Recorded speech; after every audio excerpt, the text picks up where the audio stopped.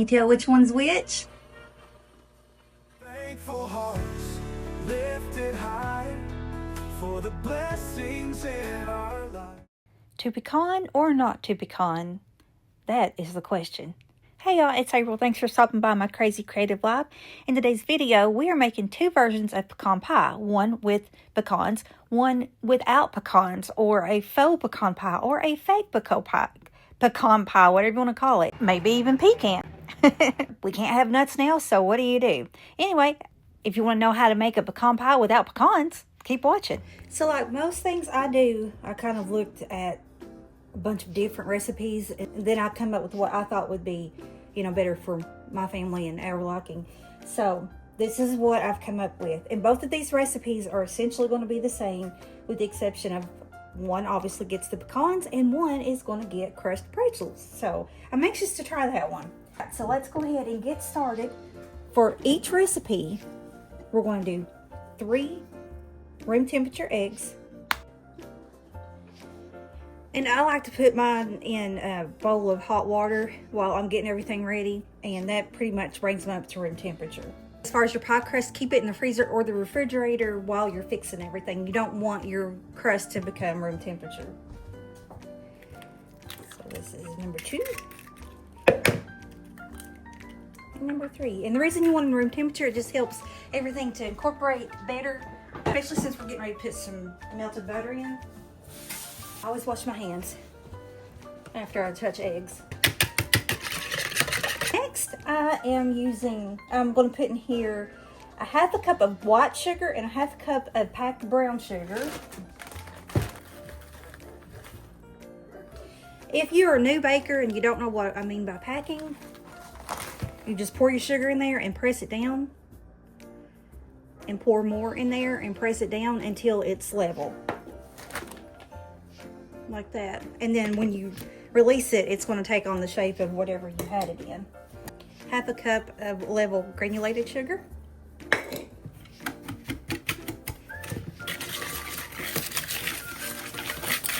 Now we're going to do 1.5 teaspoons of vanilla. If you've got vanilla bean paste, that's better. I just don't have any right now. I wish I'd thought and got some. So there's 1/2. Just a pinch of salt. The salt always helps to bring out the sweet if you are new to baking. 1/4 teaspoon of cinnamon. And cinnamon, that's kind of a personal preference, but cinnamon is really good in a pecan pie. So there's a 4th teaspoon of cinnamon. And lastly, we're going to do 1 cup of Karo syrup. You can use dark or light Karo. Most pecan pie recipes do call for the dark, but if you only have the white or the light, that's fine too. Your dark corn syrup is pretty much like your brown sugar. It just has a little bit more molasses in it, and so it just changes the flavor slightly.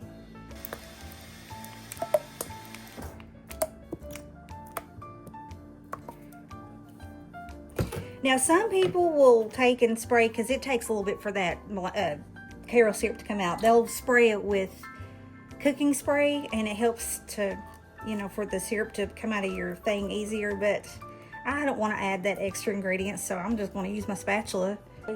Okay, that is it. That is the base to our pie. It smells good. I smell that cinnamon. So the next thing you add is either your pecans or your pretzels, whichever one that you choose to do. Okay, the recipe calls for 1.5 cups to 2 cups of pecans. I grabbed this. I thought it was 1.5, and it's not. So I'm not worrying about it. I'm just going to add a 1/2 cup of walnuts in there. So we'll have 1 cup of pecans and 1/2 cup of walnuts. Taking these while they're in my bag, I'm busting them up just a little bit more. A lot of people will pour the pecans in the pie crust and then add that over top of it, pour it over top. I like to but that's just personal preference, I like to put it in there and make sure it's all incorporated before I add it to my pie shell. Now walnuts do have a little bit of a stronger flavor than pecans.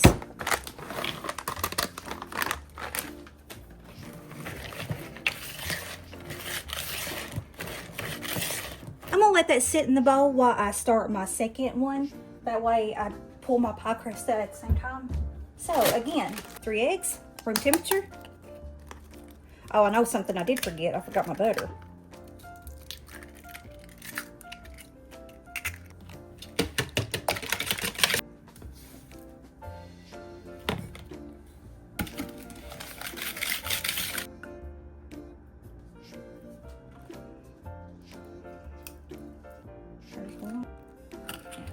Teaspoon, pinch of salt. Okay, I'm gonna stir that real good. All right, now I had put in here 3 tablespoons of butter. I melted it and I set it to the side to let it cool slightly, because if not, then you're gonna scramble your eggs.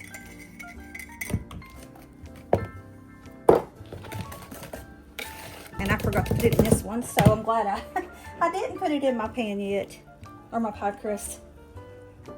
So 3 tablespoons of melted, slightly cooled butter. Now I need to melt 3 more tablespoons of butter for the pretzels. So I'll do that and I'll be right back.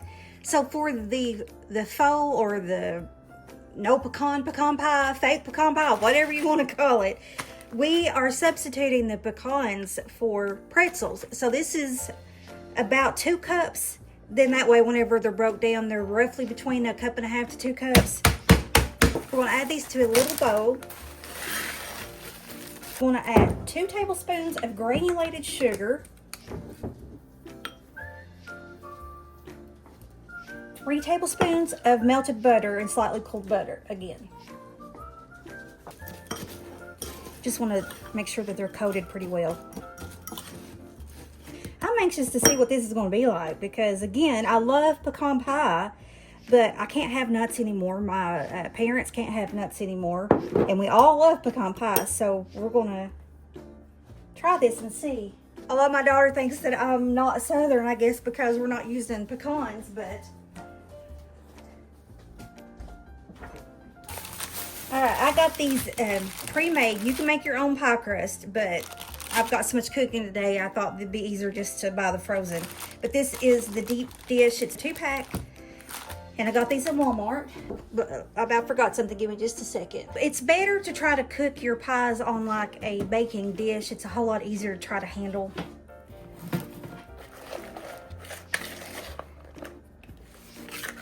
So since that's been sitting there, I'm going to give it a good stir. This is the actual pecan one. And I'm probably blocking that view.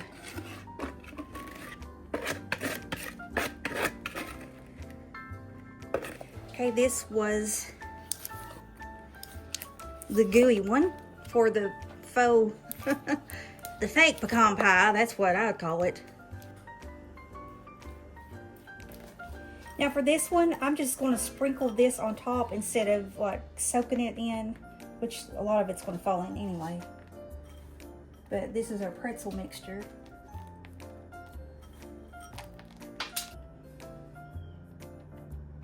My thoughts with the pretzels, if I mix them in like I did the pecan, they will get a little bit more soggy. But if you just put them on top like this and immediately put them in the oven, then they should kind of crisp up at least that top layer. So, but look at that. I mean, from a distance, can you really tell? Can you tell which one's which from a distance? Hopefully they'll not taste a whole lot different. And then if you've never had crushed pretzels with butter and sugar, and then it's baked in the oven to caramelize, it is really good. There's a dessert I'm making. Actually, I think it's on my channel, and if I can find it, I will link it up here, or I will put it in the iCloud right here. But it is a pineapple like fluff type salad. It's, I think, called pineapple pretzel salad actually, or something like that. And you make the pretzels and then you separate, and then you put them in that fluffy stuff, and oh my mercy, it is so good. It's one of my favorite desserts. I love making it around New Year's. All right, so we're going to stick these in a preheated 350 degree oven. They're going to bake anywhere from 60 to 70 minutes. So yeah, it's a long bake. It's about an hour to hour and 10 minute bake until the internal temperature reaches roughly around 200 degrees. It's like an instant read thermometer. Or I'll try to show you. You want a little jiggly. You don't want a lot of jiggly. You do, but you don't want no jiggly. If it's not jiggling at all, kind of like with a pumpkin pie, if it's not jiggling at all, it's going to be too dry. If it's jiggling too much, it's going to be too runny. So you kind of want it, you know, right in the middle. But let's go ahead and pop these in a 350-degree oven, and I will come back when these are done. But we're not going to get to cut into them today. We're not going to get to try them today, unfortunately, because this is for tomorrow. And while I'm saying that, I almost forgot. After you bake these for an hour, you're going to pull them out and let them rest on your countertop for an hour. They need to cool completely, at least an hour. If they don't, if you cut right into them when it's hot, they're going to be real runny. They're not going to set. So you bake them for an hour to an hour and 10 minutes, and then you let them sit for at least an hour. But I don't have to worry because these are for tomorrow. So, all right, that's enough yammering, April. Let's go ahead and pop these bad boys in the oven.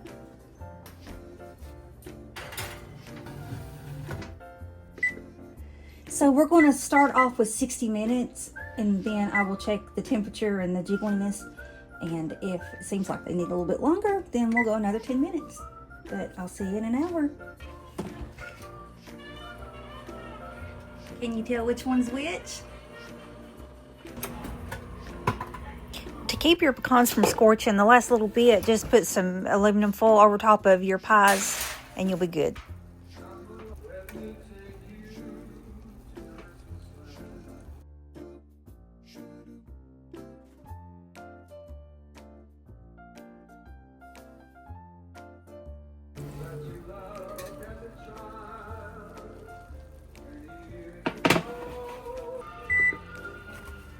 After you've let your pies sit out on the counter for at least an hour, then just wrap them up in aluminum foil and they can sit on the countertop for about 5 days, in the refrigerator for about 7.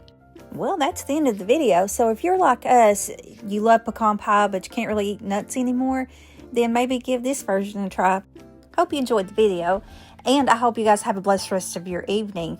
But most of all, I hope you have a wonderful Thanksgiving. God bless. Hey, if you like this video, you may want to check out my previous video or my previous series. Talk to you soon.